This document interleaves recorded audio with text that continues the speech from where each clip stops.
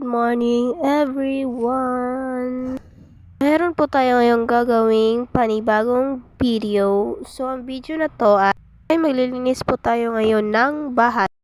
Ayan po yung view namin dyan. So medyo ano lang po siya. Yung mga bahay na yan is yan po yung mga namin kapitbahay. Mabait po sila pero hindi ko lang po namin close kasi bago lang po kami dito. Yan, mirror shot muna tayo. Andyan po ako ngayon sa mirror. Kita nyo naman diba naka dyan. So, medyo maganda naman siya. And that. Ayan. So, ayan po. So, ngayon, plus mo na yung camera ko. Then, maglilinis po ako ngayong araw.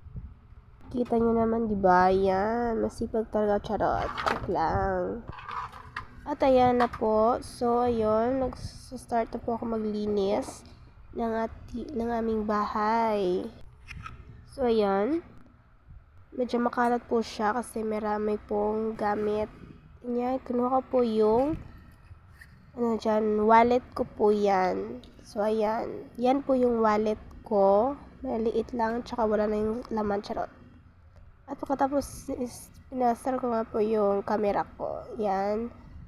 Nag-start po akong ng gamit ko, yung box ko na yan, marami po yan lang po yun, actually, damit ko po yan, and medyo maliit lang po kasi bago lang po ako dito sa bahay na. Yung pants na yan, bigay niya po yan ni Apple sa akin, so, meron din siyang binigay sa akin ng mga damit, kasi wala po akong damit na, mga gamit na panlabas na kung gagalak ka, wala talaga kasi hindi po ako ng mga damit dati. So ayan, and that, so kita lang po tayo. Actually medyo masarap naman dito kasi sa total wala naman din ako ginagawa, lang ako, nagbablog yan. Yung mga gamit ko na yan, bigay na yan ng tita ko. So, ayan. Yung mga gamit ko talaga, wala talaga akong fear na gamit ko. Ayan, so.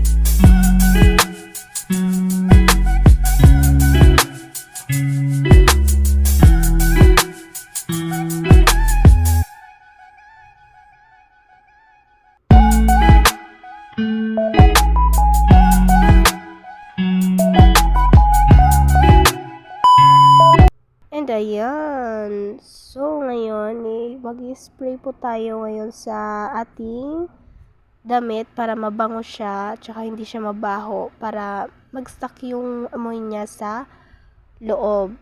And that is my suso ko.